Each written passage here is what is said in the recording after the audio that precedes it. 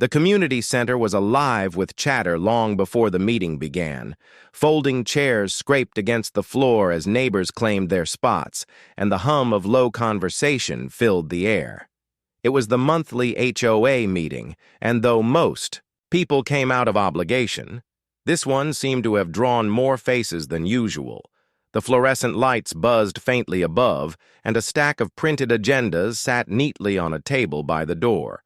Alex had arrived 10 minutes early, hoping to sign in and get a seat near the front. He was one of the youngest homeowners in the neighborhood, still in his late 20s, but he took pride in keeping his small two-bedroom home well kept. Over the past few months, though, the HOA had quietly slipped in new maintenance fees. That didn't make much sense. He had read the notices carefully and realized the increases weren't approved in the proper way. It wasn't just the extra cost that bothered him. It was the principle. He found an open seat 2 rows from the front, pulled a pen from his pocket, and began jotting a few notes on the agenda paper. He had no intention of making trouble. He just wanted to calmly ask why fees had gone up without a vote. Around him, older residents settled into their usual seats, greeting each other like they had for years. A few nodded at Alex politely, but others gave him the kind of curious glance that newcomers often got in long-established neighborhoods. Near the front sat Karen, a woman in her mid-50s who had somehow made herself the unofficial guardian of HOA rules. She wasn't an elected board member, but she attended every meeting and spoke as if she ran them. Everyone knew her for the long list of complaints she had made over the years, about lawn heights, holiday decorations, and even the sound of someone's wind chimes. She wore her authority like a badge, and most people avoided getting on her bad side. As the HOA president, Mr. Langford, called the meeting to order, the room quieted. They began with routine matters, landscaping schedules, pool maintenance, updates, and parking lot repainting. Alex listened patiently, his notes resting on his lap. Then the conversation shifted to budget adjustments, and the mention of increased fees was brushed over quickly. Alex raised his hand politely. "Excuse me, could we get more details about the new maintenance fee increase?" he asked. His tone was calm, his words respectful. But before the president could answer, Karen leaned forward, her eyes narrowing. "Who are you again?" she asked sharply. "I don't remember seeing you at meetings before." "I'm Alex Turner," he replied, still in a steady voice. "I live on Maple Lane. I've been here almost 2 years. Karen pursed her lips. "Well, this meeting is for active community members. We don't just let anyone come in and disrupt things." Alex blinked in surprise. "I am a member," he said. "I'm a homeowner, and I'm concerned about young." "Man," Karen cut in, "you don't have the right to speak out of turn. We have a process, and you clearly don't understand how things work around here." Her voice was growing louder, and several heads turned toward them. "I'm following the process," Alex replied, still seated, still calm. "I raised my hand. I'm asking about something that affects all of us." Karen shook her head and looked around the room as if seeking support. "This is exactly the kind of behavior that disrupts our meetings. First it's questions, then it's arguments. We don't tolerate disrespect." Alex felt a twinge of frustration. He had come to this meeting prepared, but he hadn't expected this level of pushback for simply asking about the budget. Mr. Langford tried to regain control, clearing his throat and saying, "Let's hear what Alex has to say." But Karen interrupted again. "No, I'm sorry, but I feel unsafe with this," she said, folding her arms. "I've seen this before. Someone new comes in, starts questioning the board, and before you know it, we've got chaos."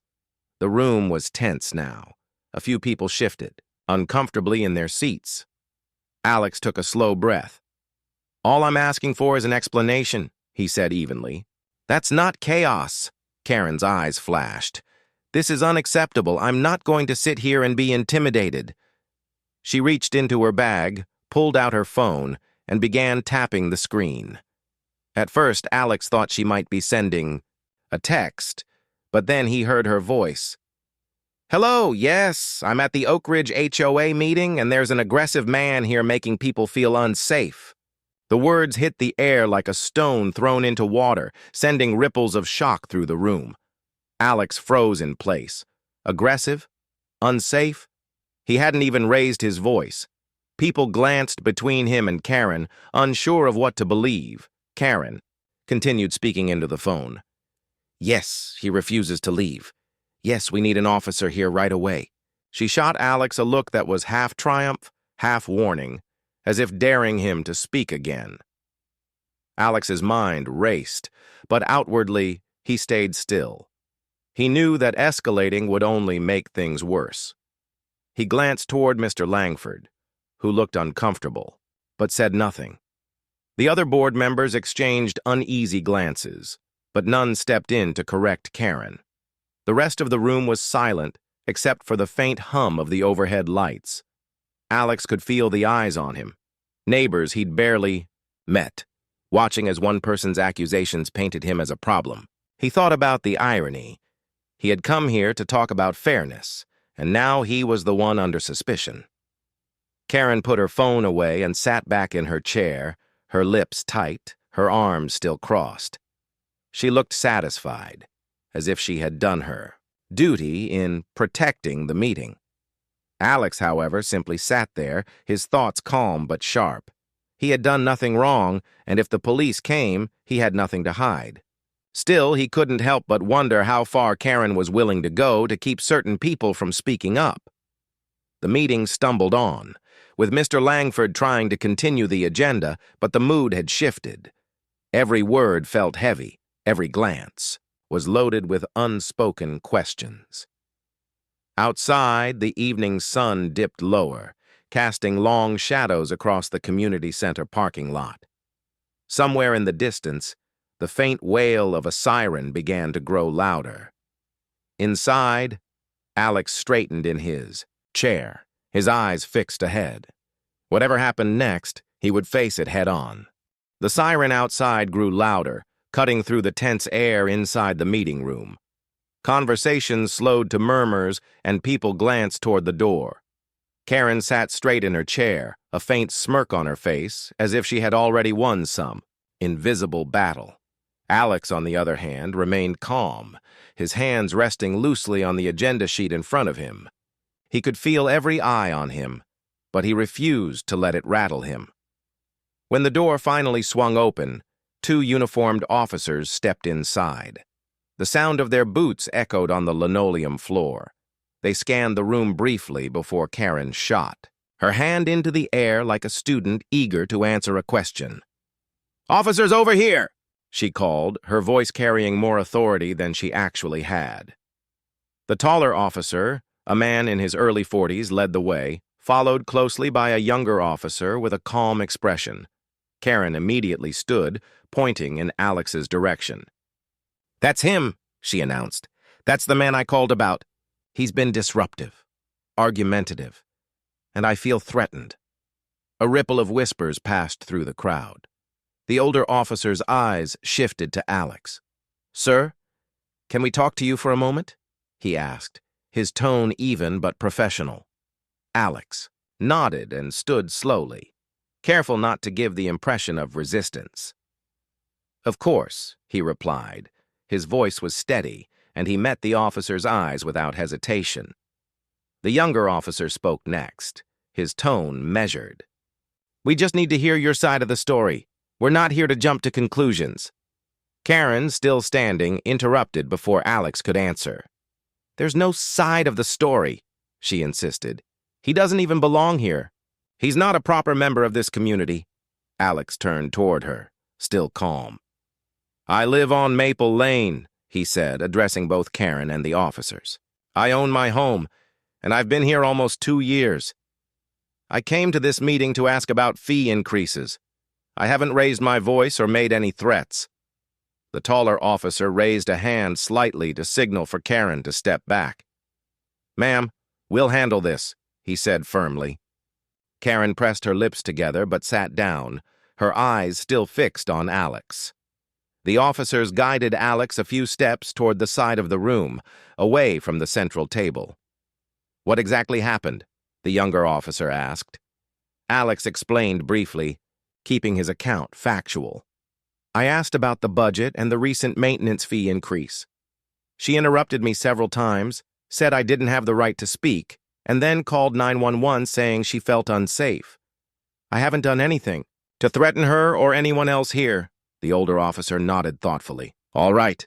Did you raise your voice or approach her aggressively at any point? No, Alex replied simply. I stayed in my seat the whole time. Meanwhile, Karen was quietly speaking to a few people near her, gesturing occasionally toward Alex. Some nodded along with her, but others looked uncertain, their expressions suggesting they weren't convinced by her version of events. The younger officer looked around the room and caught the eye of Mr. Langford, the HOA president. Sir, can you confirm what happened? He asked.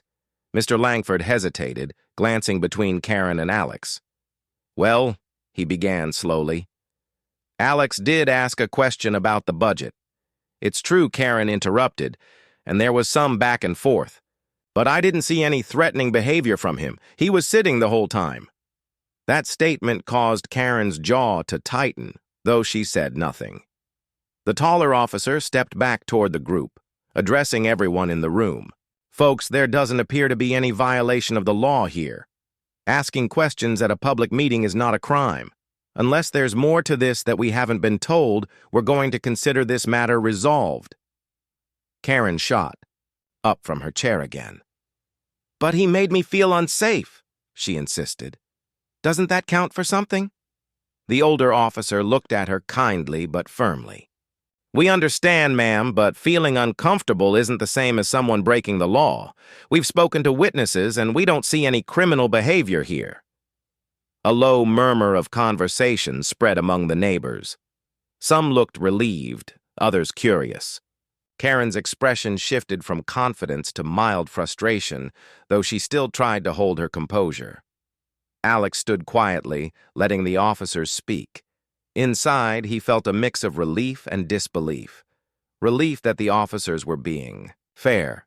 Disbelief at how quickly a simple question had turned into a 911 call. The younger officer handed Alex his ID back. You're fine to stay for the meeting, he said. Just keep things respectful, which you've been doing. Alex nodded. Thank you. Karen, however, seemed unable to let it go. So you're just going to let him sit here after everything? She asked, her voice sharper now. The taller officer glanced at her. Yes, ma'am. He has the same right to be here as anyone else. This is a community meeting, and he's a homeowner. Karen's cheeks flushed slightly. She looked as if she wanted to argue further, but the quiet weight of the room seemed to press her back into her seat. The officers stayed a moment longer, speaking briefly to Mr. Langford to ensure there were no ongoing safety concerns. Once satisfied, they gave a polite nod to the group and left through the same door they had entered. As the door closed behind them, the meeting room seemed to exhale. The tension loosened just slightly, though the atmosphere remained uneasy. Karen avoided Alex's gaze, flipping through her agenda papers as if nothing had happened.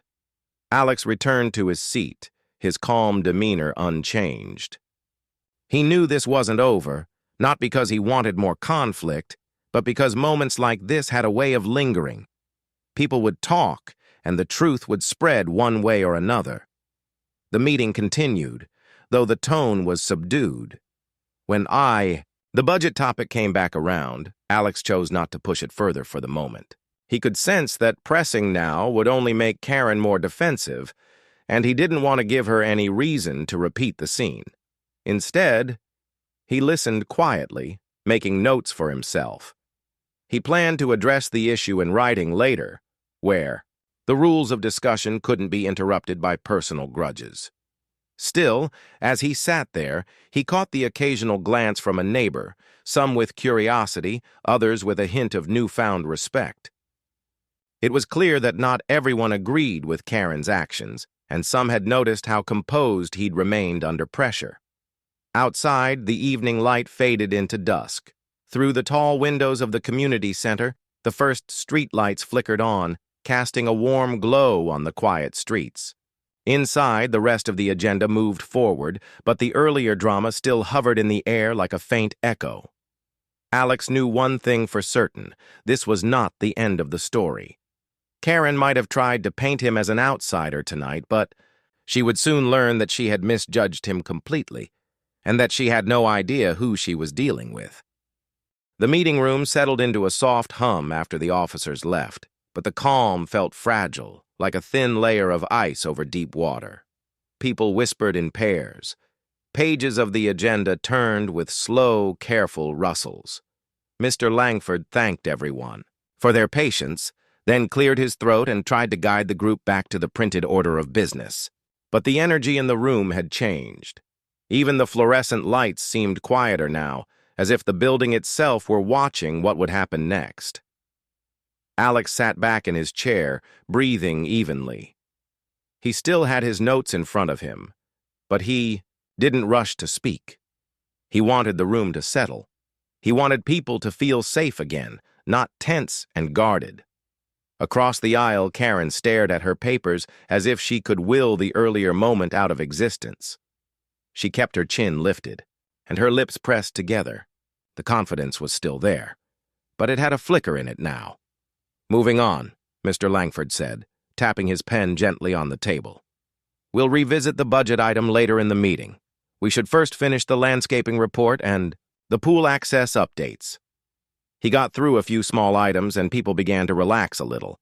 A neighbor named Mrs. Patel asked about the timing of the new pool gate.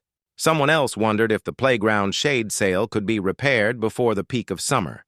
The usual neighborhood details returned to the surface: a broken streetlight, a stray cat, a noisy air pump behind a garage. Alex listened and made notes. This was why he had moved here. Neighbors working together, little problems solved before they became big ones. When the budget line came back, Alex raised his hand. He didn't stand, he didn't rush. He just waited for the chair to recognize him. Mr. Langford nodded. "Alex, go ahead." "Thank you," Alex said, his tone calm and steady. "I did a little homework. Over the past 3 months, the maintenance fee increased in stages. In 2 of the newsletters, there was a mention of temporary adjustments. But I couldn't find minutes that showed a formal vote. Maybe I missed something." He held up the papers. "I'd be grateful if the board could point me to the vote record or explain the process that was used." He stopped there. Not a speech, not a lecture, just a clear request. A few heads nodded. Someone in the back whispered, "That seems reasonable." A man near the door murmured, "I looked for a vote too." Karen sat up straighter. "We don't need to explain every little administrative detail," she said, keeping her voice careful but firm. "The board works very hard. We trust them. It's disruptive to demand answers in this way." "It's not a demand," Alex replied gently. "It's a request for clarity. I trust the board's intentions. I'm just asking about the procedure." A board member named Mrs. Kim glanced at Mr. Langford, then at the audience. "For transparency," she said, "we should provide the minutes and highlight where the change was approved. If it wasn't, we need to fix that." Karen's eyes flicked to Mrs. Kim, surprised by the support Alex had just received. "We can't just rewrite history because someone doesn't like paying a little more," Karen said. "These fees keep our neighborhood nice." "Agreed," Alex said at once. "If the increase was fair and approved, I accept it. I just want to make sure we follow the rules we set." A quiet voice spoke from a few rows back. "That's fair," said Mr. Hernandez, who rarely talked at meetings. "My daughter helps me with bills. If things are changing, I want to understand it clearly too." The room shifted a little, like a boat turning toward a calmer current.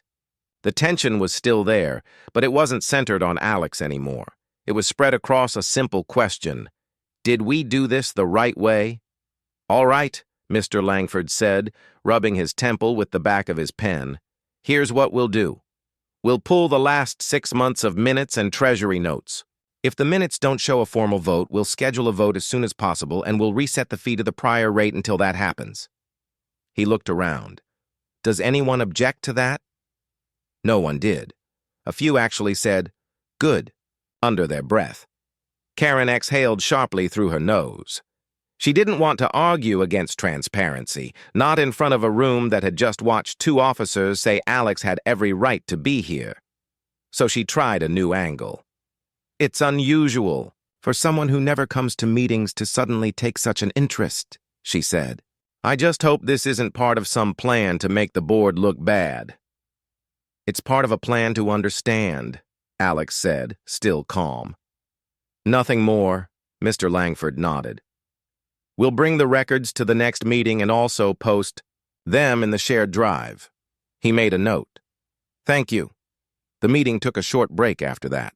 People stood, stretched their legs, and formed little circles that murmured with fresh energy.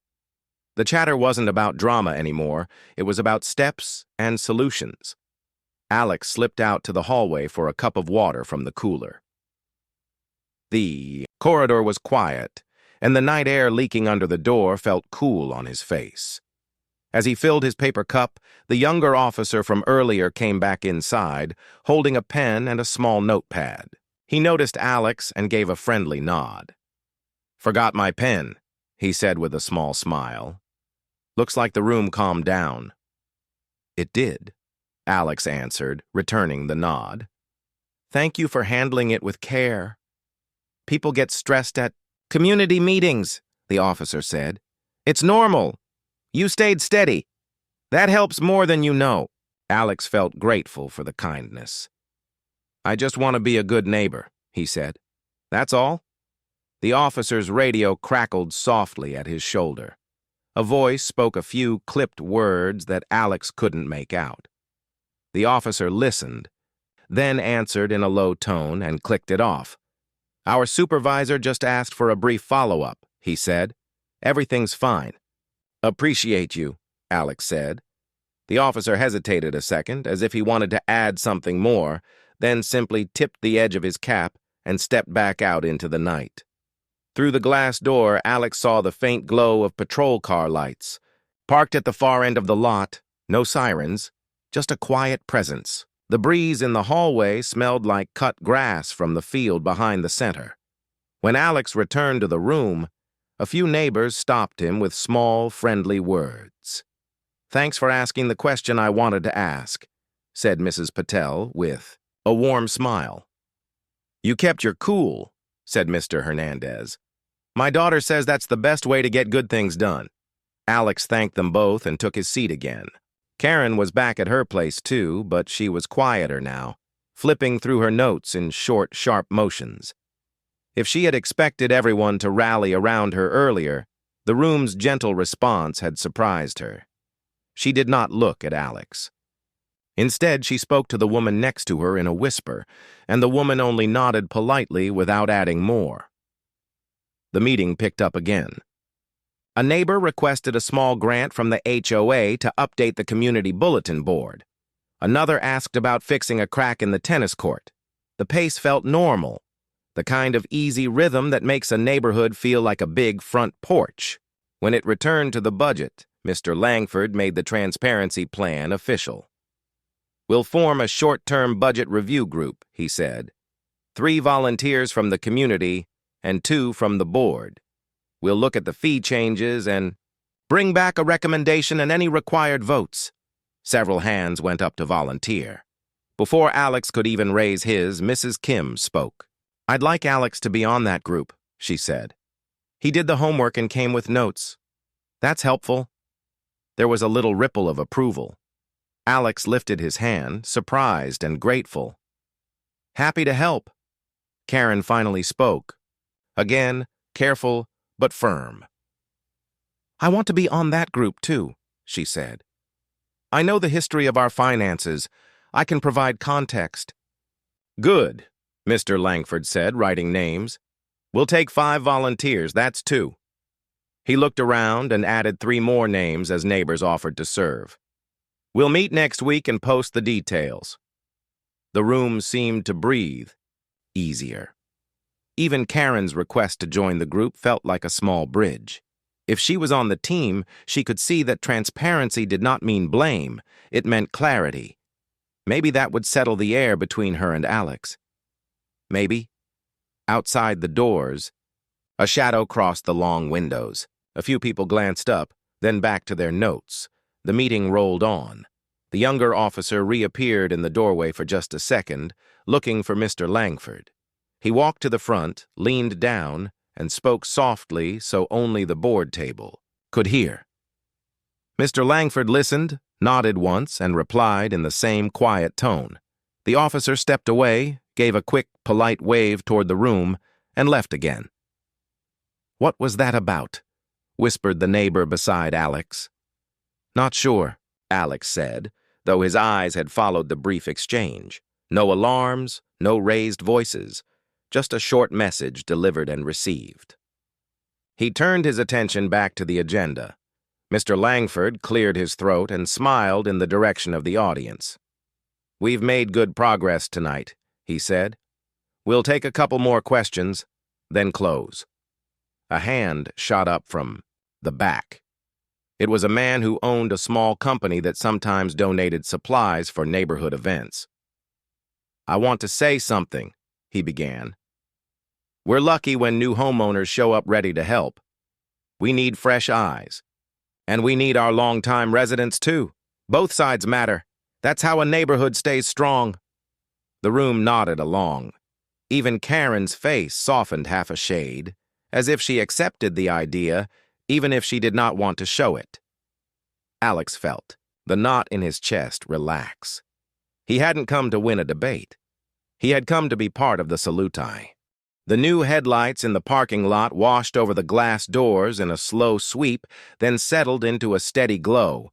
Inside the hallway, the hum of the meeting room softened as people stacked chairs and folded their papers. Alex stood near the exit, calm and still, watching the door the way one watches a quiet tide. A moment later it opened, and a tall man in a crisp uniform stepped inside. His presence was steady rather than loud. He paused to greet the younger officer with a nod, then looked down the hall toward the meeting room. Chief Reynolds didn't rush. He moved with the easy, careful rhythm of someone who had been in many tense spaces and learned that calm spreads faster than noise. He thanked the officer at the door, then spoke in a low voice that carried just enough. "Evening. I'm, just here for a short check-in. Is everyone all right?" "Yes, sir," the younger officer said. "All settled now. The room is calm." "Good," the chief said, and there was genuine relief in the word. He had the kind of face that felt familiar even if you had never met him. Lined at the eyes, kind at the corners of the mouth, but clear and firm when he focused. Mr. Langford stepped out to meet him, smoothing the front of his jacket without thinking. "Chief, thank you for coming," he said in a respectful tone. "We had a misunderstanding earlier. Your officers handled it well. We're finishing up." "I'm glad to hear that," Chief Reynolds said. "I won't take much of your time. I just want to make sure everyone feels safe to go home." He glanced toward the meeting room door. "May I step in for a minute?" "Of course, Mr. Langford said, holding the door open. When they entered, a few neighbors who had been gathering their things paused. The room grew quiet in a natural way, like a conversation taking a slow breath. Karen, who had been whispering to the woman beside her, looked up quickly. Her hands worked at the edges of the agenda packet, straightening it once, then again. "Good evening, everyone," the chief said, voice warm but clear. "I'm sorry to interrupt as you close out. I understand there was a call earlier. I simply wanted to check that all is well and to thank you for your patience." Heads nodded. Someone said, "Thank you." Another added, "Your officers were respectful." "That's what I like to hear," the chief replied with a small, grateful smile. He kept his hat tucked neatly under one arm. "Community meetings matter. They're where neighbors listen to each other and solve small problems before they get big. My hope is that everyone here feels heard and can walk out calmer than they came in." Karen lifted her chin. Her voice was careful, as if picking each word. "Chief, I was the one who made the call," she said. I felt tense. I wanted the meeting to stay safe.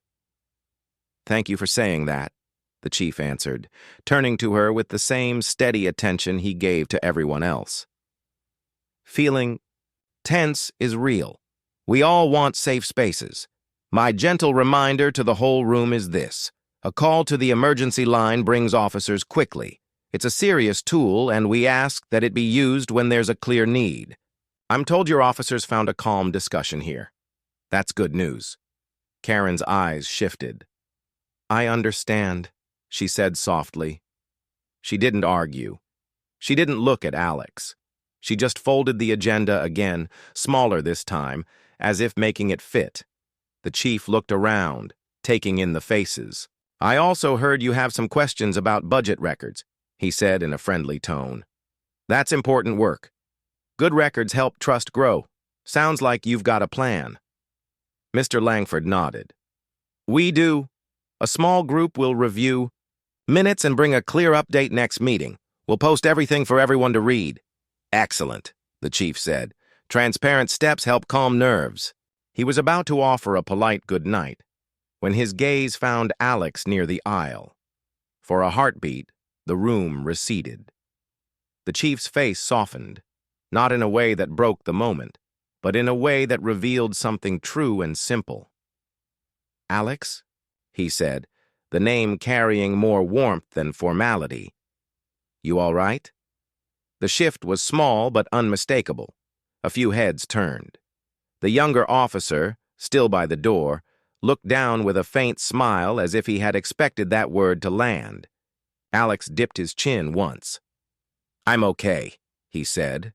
His voice was even. All settled. Karen's eyes moved from the chief to Alex and back again. Her expression changed as if a window had just opened in her mind. She didn't speak at first. The room spoke for her in a low wave of whispers. Is that... Wait, does he know him? The chief let the whispers pass like a breeze. He did not rush to explain. He looked at the whole room again and kept his tone level. Just to be clear for anyone wondering, Alex is a homeowner and a neighbor here. He has every right to participate, respectfully as do you all.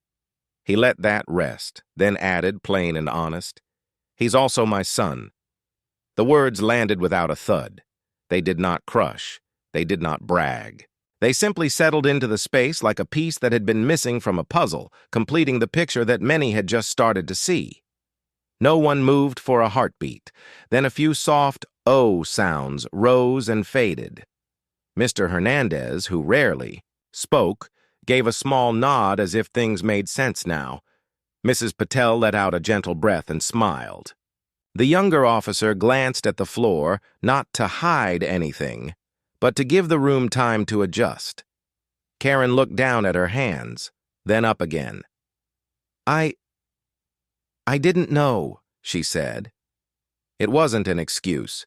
It wasn't a defense. It was simply, true?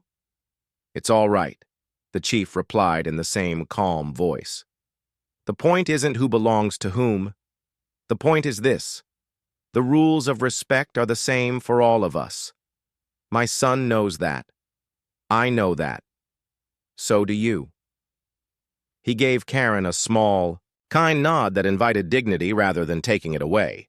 Thank you for caring about the meeting. Thank you for listening now. Karen opened her mouth as if to answer, then closed it again. She drew a breath. Chief, she said after a moment, quieter than before, I want to do better at this. I think I got too tense. I'm willing to work in the review group and help with the records. That sounds like a good step, the chief said, and there was genuine encouragement in his eyes. Thank you. He turned to Mr. Langford. You've got a good plan, sir. I'll get out of your way. Thank you for coming, Mr. Langford said. Truly. Before he left, the chief walked the aisle once, not to inspect, but to greet. He shook hands with Mr. Hernandez, who told him, We like it quiet here. He thanked Mrs. Kim for volunteering for the review team. He told a young couple near the back with a stroller, You picked a good neighborhood. He was a public figure in that moment, but he was also a neighbor, and people responded to that simple truth. When he reached Alex, he didn't hug him or make a show. He simply put a hand on his shoulder for a second, the way a father might do when words would only crowd the air. "Head home soon?" he asked. "In a bit," Alex said, steady and soft. "I'll help them stack a few chairs." The chief's mouth lifted at the corner. "Of course you will." He gave a brief nod, then stepped back toward the door. As he neared the exit, Karen rose from her seat. She took a breath and walked a few steps toward Alex. The room didn't hush for them. It simply made space. "Alex," she said, and this time his name sounded like a name, not a label. "I didn't handle things well at first. I'm sorry for calling when I could have listened more. I think I let my worry run ahead of the facts." Alex met her eyes. There was no victory in his face, only a steady kindness. "Thank you for saying that," he replied. "I know you care about the neighborhood. We both do. I'm happy to work together on the review group." Karen's shoulders lowered a fraction, as if a weight had shifted from a hard place to one that could carry it better. "All right," she said. "Let's do that." Around them, neighbors resumed their small end-of-night tasks, stacking chairs, tossing cups, zipping folders. The chief reached the door, spoke quietly with the younger officer, and gave the room one last look. That said, without words, take care of each other. He stepped into the hallway and out into the night. Through the window, his figure crossed the line of light from the patrol car and disappeared into the dark, steady, and unhurried. Inside, the last items on the agenda were closed. Mr. Langford thanked the volunteers again and announced the review group's first meeting time.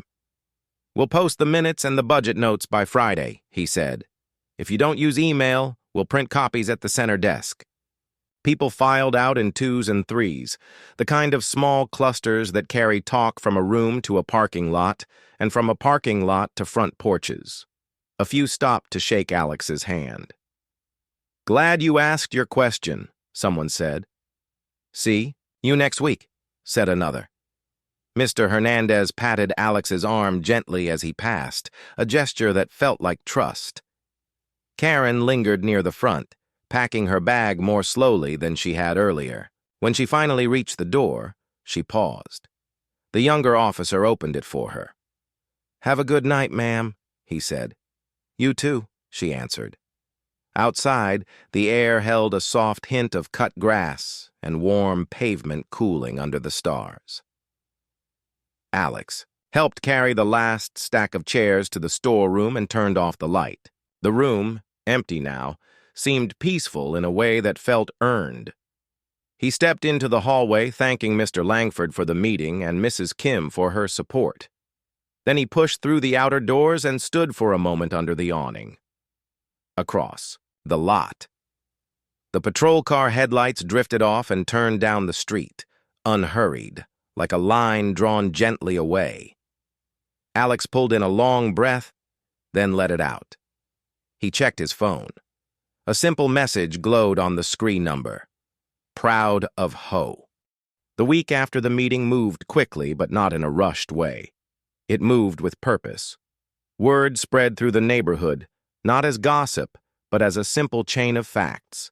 The fee increase would be reviewed, the minutes would be posted, and a small group of volunteers would meet in the community center to go through the records. People liked the sound of that. It felt like fresh air coming through a window that had been stuck for a while. On Tuesday evening, the review group gathered around a long table in the smaller meeting room. It was quieter than the big hall from the week before. The fluorescent lights were softer here, and a small wall fan hummed in the corner. Mrs. Kim arrived with a neat binder of printouts. Mr. Langford brought a box labeled Treasurer's Files, which held minutes, newsletters, and bank statements. Two other neighbors, a retired accountant named Mr. Brooks and a young mom named Jenna, set down notepads and laptops. Alex came with his original notes and a gentle smile that set an easy tone. Karen arrived right on time. She had a simple tote bag and a small notebook with a pen clipped to it. Her steps were careful, not hesitant, but respectful of the space and the people in it. She greeted everyone, including Alex, with a calm, "Good evening." He returned it with the same steady warmth he had shown the week before. They started by agreeing on how they would work. Mrs. Kim suggested that they list 3 questions on the whiteboard. What was decided? Where is it recorded? What is the correct process? Everyone agreed. They were not there to argue. They were there to make things clear. Mr. Langford spread the files across the table. "Here are the minutes from the last 6 months," he said, tapping the stack. "And here are the newsletters that mentioned fee updates." He looked at the group. "If we missed a vote, we will fix it. If the vote happened informally, we'll bring it to the full community the right way." Mr. Brooks, the accountant, raised his hand slightly. "Let's set a small rule," he said in a friendly tone. "When we find something unclear, we mark it in yellow. When we find something correct and complete, we mark it in green. That way, we don't mix things up. Simple, clear, and easy to follow." Everyone nodded. They worked in pairs. Alex paired with Karen, not because anyone forced it, but because it made sense. If there had been tension, it could now turn into teamwork. Alex read the minutes while Karen cross-checked the newsletters. When something did not match, she put a small yellow sticker on the page. When something was clear and clean, Alex placed a green sticker. The table began to show a pattern, more green than yellow, but the yellow pieces mattered. As the hours passed, the picture became clear. The board had meant well. Maintenance costs had gone up for pool repairs and landscaping after a heavy storm. They had tried to keep the fee increase small by calling it temporary and rolling it out in steps. But the formal vote had never been taken in a meeting with a proper notice and a full quorum. It was not a scandal. It was a process mistake. Still, a mistake is a mistake, and it needed care. Jenna, the young mom, looked up from her laptop. "I think people will accept the increase if we explain why," she said. "But we have to do it the right way. We have to let everyone see the numbers," Karen wrote in her notebook. "We also need to list the storm costs clearly," she added. "If neighbors see what was paid and why, they won't feel blindsided." Alex nodded. "And we should roll back to the old rate until the vote," he said gently. "That's fair." Mr. Langford wrote the plan on the whiteboard. It looked simple, and it was. Post all minutes and invoices from the past 6 months. Share a short summary letter. Hold a special meeting with proper notice and take a clear vote. If the vote passed, the increase would continue.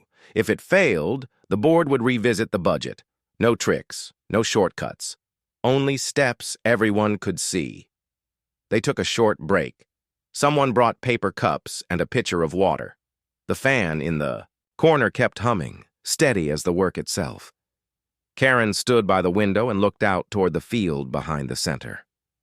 "I've been in this neighborhood a long time," she said quietly, speaking to no one in particular, yet somehow to everyone. "Sometimes I hold on too tight to how things used to be. I think I did that at the last meeting. I'm sorry for that." She turned to Alex. "Thank you for staying calm. It helped." Alex met her eyes. "Thank you for showing up tonight," he said. "That helps too." They went back to work and finished the outline in under 2 hours. Before they left, they sorted the stickered pages into 2 folders, green for clear, yellow for needs action. Mr. Brooks offered to draft a simple chart to show the storm costs. Mrs. Kim said she would write the summary in plain words so everyone could understand it. Jenna said she could make a simple poster to put on the notice board and the center door. Alex said he would help post the minutes and the files in the shared drive and print copies for anyone who preferred paper. Karen asked if she could help deliver the printed copies to those who didn't use email. "I walk in the mornings," she said. "I can put them in mail slots." No one doubted she would. By Friday afternoon, the plan went live. The shared drive link appeared in inboxes. A neat stack of printed copies waited at the front desk of the community center. The big poster went up on the door. Special meeting, Wednesday at 7 p.m. Agenda, budget review, and fee vote. The poster included a short sentence at the bottom. Please come. Your vote matters. It felt honest and welcoming. Neighbors responded in a way that made the whole group proud. They came by to pick up papers. They read them. They asked simple questions and got simple answers. A few people wrote kind notes on sticky pads and left them at the desk. Thank you for the clear info. This helps. See you Wednesday. En masse. Wednesday evening, the room filled again, but it felt different this time. The air held energy, not tension. Mr. Langford opened with a short welcome and a thank you to the review group. He pointed to a table where the green and yellow folders sat, ready for anyone to examine. Mr. Brooks gave a 2-minute overview of the storm costs. Mrs. Kim read the process they would follow for the vote. It was all straight, simple, and respectful. It was time for questions. People kept them brief. Will the pool repairs be done by June? What happens if the vote fails? Can we add a small fund for future storms? Each answer was clear. If the vote passed, repairs would finish in time. If it failed, the board would propose a new plan within 2 weeks. And yes, they could add a small emergency reserve so next time they wouldn't be surprised. Karen raised her hand, and voices, quieted out of habit. But her tone was different now, less sharp, more open. I'd like to say something, she began. I care deeply about this neighborhood. Last week I reacted too fast. This week I joined the review group, and I saw how much work goes into keeping our community nice. I also saw that we must follow our own rules to keep trust strong. Tonight, I support a clear vote. Whatever we choose, we'll choose it together. A soft round of claps followed. Not loud, just warm. Alex felt the sound like a kind breeze. He stood a moment later and spoke briefly. Thank you for showing up and for reading the records, he said. I support the vote too. I care about the cost. I care more about fairness. Let's do this the right way. They voted. Slips of paper. A quiet count at the front table. A double check to be sure. When Mr. Langford announced the result, it wasn't a surprise, but it still felt good. The fee increase passed, with a clear majority. It would stay in place, and a small reserve would be added for future storms. The board would publish a schedule for the repairs and post monthly updates until the work was done. People nodded. They didn't cheer. They didn't need to. The work was the victory. Afterward, neighbors didn't rush out. They lingered. They shook hands with the review group. They picked up an extra copy of the summary for a friend down the block. A few asked Alex to join the community garden committee in the spring. Someone invited Karen to help plan the fall picnic. I make a good lemonade, she said, and for the first time, her smile reached her eyes in an easy way that made others smile back. Out in the parking lot, the night air felt light. Crickets played a soft line along the trees. Headlights came and went. The younger officer from before drove by on routine patrol, saw the crowd, and gave a small wave from the street. He wasn't needed tonight. That was the best part. On the way to his car, Alex's phone buzzed. A message blinked on. The screen. Proud of your steady voice. Coffee tomorrow? It was from his dad. Alex typed back, yes, the same place as always. He put the phone away and looked across the lot. Karen was placing a box of leftover papers into her car. He walked over. Thank you for helping deliver copies, he said. It was a nice walk, she replied. I met a few folks I don't usually see. She paused. Alex, I'm glad we worked together. Me too, he said simply. The next morning, Alex and his father met at a small cafe near the station. They sat by the window with plain mugs and a plate of toast between them. The chief wore a simple polo, not a uniform. He looked like any dad having coffee before a long day. "I like how you handled the room," he said. "You didn't try to win. You tried to help." Alex nodded. "You taught me that." The chief smiled a little. Rooms remember how we behave. One calm voice can change the shape of a conversation. You were that voice. Alex didn't answer right away. He looked out the window at the slow traffic and the early sun touching rooftops. "I think the neighborhood